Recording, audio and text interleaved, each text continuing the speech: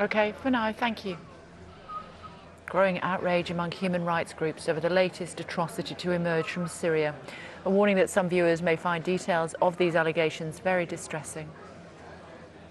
A video has been posted online which appears to show a Syrian rebel commander cutting out the heart and liver of a government soldier and holding it to his mouth. The pictures can't be independently verified.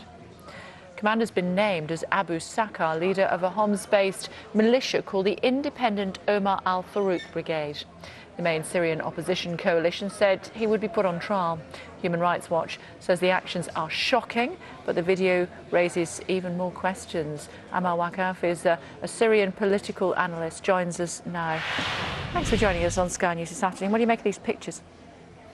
Well, basically, I think these pictures are being portrayed as a one-off or some renegade rebel leader, but I think there is increasing evidence that this actually been a trend, and this has been increasing throughout the past 2 years. It didn't start like this, but we've seen videos, even sometimes one would argue, that are more shocking of, a decapitated head being put on a charcoal grill, whatever, and so on and so forth. The least of which is the decapitating of people or beheading of people. And I think this is because there are certain mentalities that are creeping into Syria now, and they are fueled by the fighting, but they're also fueled by those who fuel the sectarian tension within Syria. So it's unfortunately not a one-off. These atrocities on both sides?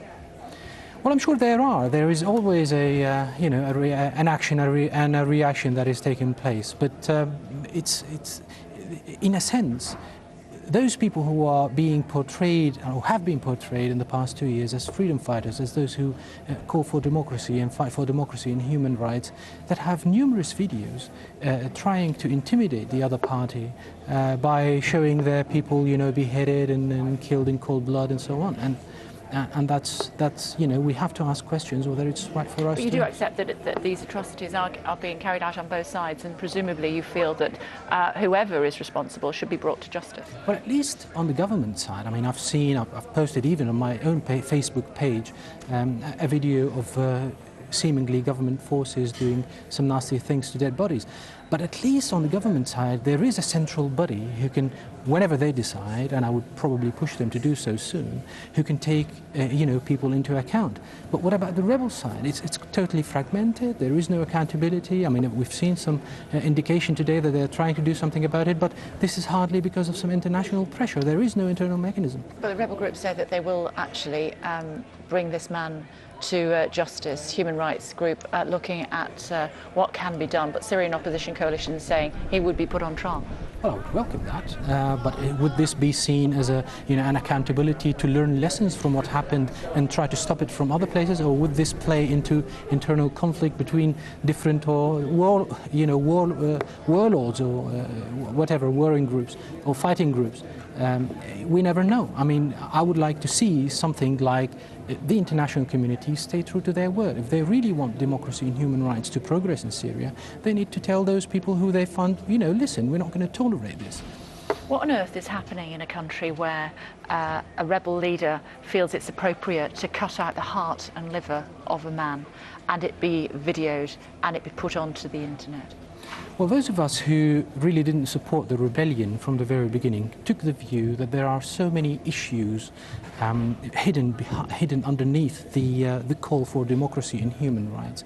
And it is actually a sort of forced mentality change into Syria from one that is sort of tolerant, secular regime, if you want to call it that way, though not very democratic, into a more Salafi, Wahhabi sort of Islamic idea, which is not tolerant at all to anybody.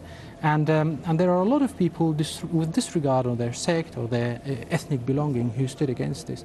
And this sort of tendency or identity change, as I would like to call it, has been fueled and is still being fueled by all sorts of specialist propaganda machines and satellite channels that are targeted and are fueling tension day and night into the Syrian minds, or the minds of the ordinary Syrians, who have actually now become far more defensive than ever before. To what extent then is it acceptable that the Assad regime would allegedly use chemical weapons against these people?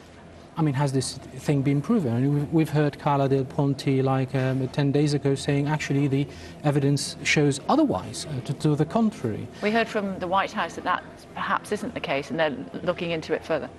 Well, I've seen personally two separate videos of rebel forces setting up some sort of experiments on rabbits, and they're using commercially obtainable material that is manufactured by a Turkish company called Tekim, and they've demonstrated it and they've threatened everyone. It's just like the video that is circulated today. It is intended to intimidate the other party. And you don't think there's been any intimidation on the government side? Well, the government side is the government side. I mean, I take the view that the central government, no matter how bad it is or how bad in shape it is much better than a chaotic situation where warlords will fight indefinitely. So I have to think about the future of Syria, and I have to think about an orderly situation where change can be implemented, not like Afghanistan or what happened in Afghanistan. So much for us to talk about. Really want to talk about what's happening with the Western impact as well, and whether there were any troops or weapons and what impact that would have. But we've run out of time, so perhaps you'll come back and talk to us again? I would very much love to. That's great. Thank you so much. Let us know your views on that, or indeed any of the stories we're covering here on Sky News this afternoon.